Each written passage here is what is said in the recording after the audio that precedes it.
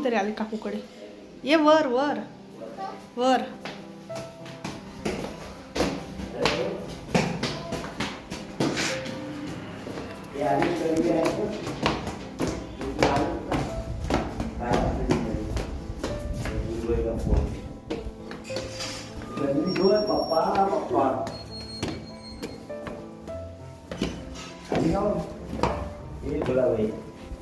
गुलाबाई ते हात नको लावा बाल भी तो मत एक पाय आते काढू दे अशी झटकन ती बाल दे कसं टप्पू के नावानी टप्पू की बाल दे काढ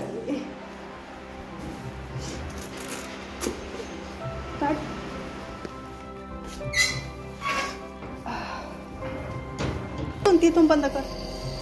हां लटकावून ठेव.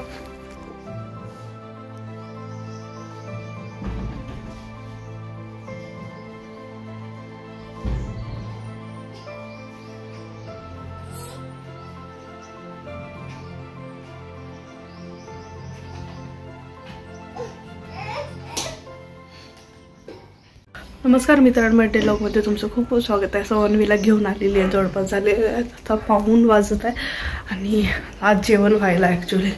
सो सगळी कामं आवरून घेतली. प्रेसचे कपडे ते काल जे वॉश करून घेतले होते, भरपूर दिवसापासून सगळं पेंडिंग होतं. काही साड्या घरी धुवून काढल्या होत्या मी, सो ते पण देऊन दिलं प्रेसला. बाकी जे ड्रायक्लिनचे आहेत मी बघेन आता संध्याकाळला नेऊन देईन, कारण ॲट अ टाईम जास्त पिशवी घेऊन जाणे पॉसिबल होत नाही. सो मी करते भाजी गरम. आज ॲक्च्युली जेवण व्हायला आहे. अन्वीने पण टिफिन खाल्लेला आहे तिचं. भरपूर दिवसानंतर तिने जेवण केलं. नाहीतर जनरली असं होतं ना की तिला फिवर वगैरे जर असलं तर नाही जेवायला पण. सो सगळं मेडिसिन सुरू आहे तिचे आणि नेबुलायझर सुरू आहे. मोस्टली जे आहे ते तिचं नेबुलायझरनेच कव्हर झालेलं आहे. मी पण स्टार्ट केलेलं आहे नेबुलायझरचं, पण वाटतं तेवढं फरक नाही जाणवत आहे मला नेबुलायझरचा. लहान मुलांवर खूप चांगलं त्याचा इफेक्ट होतो. सो बघू आता, नाहीतर एखादी मग लिक्विड वगैरे घ्यावं लागेल. एक तर कंटिन्यू टॅबलेट खाणे पण बिलकुल चांगलं नसतं. मला आजकाल एवढं ॲटमॉस्फिअर, आत्ता मी अन्वीच्या स्कूलच्या बाहेर उभी होते, तिथून गाड्या जातात आणि कंटिन्यू धूळ उडत होतो. सो अशा वेळेला जे आहे ना ते पुन्हा वाढत जातात, कफ वगैरे असलं प्रॉब्लेम आजकाल नागपूरमध्ये सुरू आहे. सगळीकडे कामं एक तर खोदून ठेवतात, 2 तर त्यांच्या स्कूलजवळ रोड खोदलेला आहे. खोदल्यानंतर त्याला व्यवस्थित प्रिपेअरच नाही करत, पूर्णपणे त्याला कव्हरच नाही करत. ॲज इट इज ते तर बारीक गिट्टी आहे, त्यानंतर सिमेंट आहे. तिथून गेलं आपण किंवा गाड्या गेल्या आजूबाजूने की सगळं तो डस्ट उडतो सिमेंटचा आणि श्वास थ्रू आतमध्ये जातो. त्यामुळे भरपूर तब्येती खराब आहेत नागपूरमध्ये. ॲक्च्युली व्हायरल नाही आहे जे, एकतर कसं आहे आत्ता जे ड्युरेशन सुरू आहे वेदर चेंजचं असतं. या मंथमध्ये वेदर चेंजिंगचं जास्त प्रमाण असतो, कारण हळूहळू आता गरमी स्टार्ट होईल गेल्या 15 दिवसा किंवा होळीच्या नंतर वगैरे. सो आणि काल जस्ट असं सहज आठवलं की या म्हणजे फेब मंथमध्ये आम्ही मागच्या वेळेला चेरी फॉर्मला गेलो होतो. जर तो व्लॉग नसेल बघितलं तर नक्की जाऊन बघा. आणि कुणाला जर प्लॅन करायचा असेल तर खाली कमेंट बॉक्समध्ये सांगा. सगळे डिटेल्स मी खाली व्हिडिओमध्ये नेक्स्ट व्हिडिओमध्ये मेन्शन करून देणार. एकदा एक्सपिरियन्स घ्या, खूप छान आहे. त्याचं काय शेड्यूल आहे किंवा कसं जायला पाहिजे किंवा कसं एक्झॅक्ट प्लॅन करायचं ते जर कुणाला हवं असेल तर खाली डिस्क्रिप्शन कमेंट बॉक्समध्ये कमेंट करा. मी नक्की समोरच्या व्हिडिओमध्ये तो शेअर करेन. चला.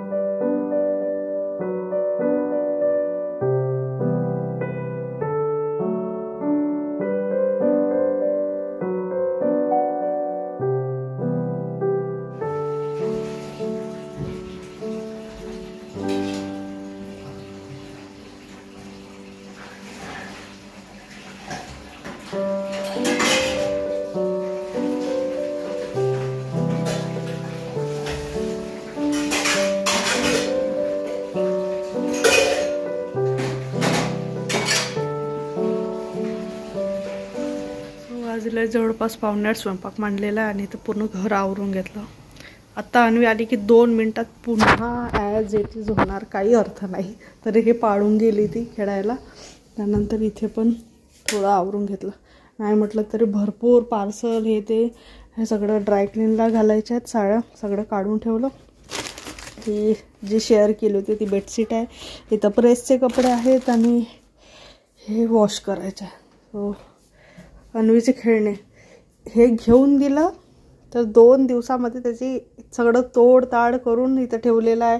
हे पण सगळं काढून घेते ती त्याच्यानंतर इथलंही आवरून घेतलं आज. थोडंसं या बेडचं जे आहे ना ते डायरेक्शन बरोबर नाहीत. सो बस झोपण्यामध्ये खूप प्रॉब्लेम येतो. एकतर असं झोपलं तर खूप अडचण होते तिघांना. असं झोपलं तर ते सगळं उलटंच होऊन जातं डायरेक्शनच्या हिशोबाने. कसं गेलं माहीतच नाही झालं. सगळं कामांमध्ये नाही म्हटलं तरी. आणि आता होतो काय ना, उन्हाळा असल्यामुळे आजूबाजूला सगळं ड्राय आहे. नाही तरी जमीन पूर्ण ड्राय झालेली असते. सो कंटिन्यू डस्ट उडून येतो आणि रोज फरच्या पुसावं लागतं. सो काल पण पुसली, आज पण मला पुसावं लागलं. म्हणजे असं होतं ना की कामांमध्ये असतं ना तर बिलकुल असं जाणवायला लागतं की आत्ता केलेलं आहे मी. दाल फ्राय करते, कुकर लावलं होतं. सकाळची भाजी आहे वांगीची. सो आज 1 टाईमच माझं जेवण झालं त्यामुळे ते पण नाही झाले. अन्वी खेळते खाली. आज गेलेलं आहे थोडं सामान आणण्यासाठी. चला आजचा व्लॉग मी इथंच एंड करते. भेटू आपण नेक्स्ट व्लॉगमध्ये. Till then bye, good night and take care. Bye bye.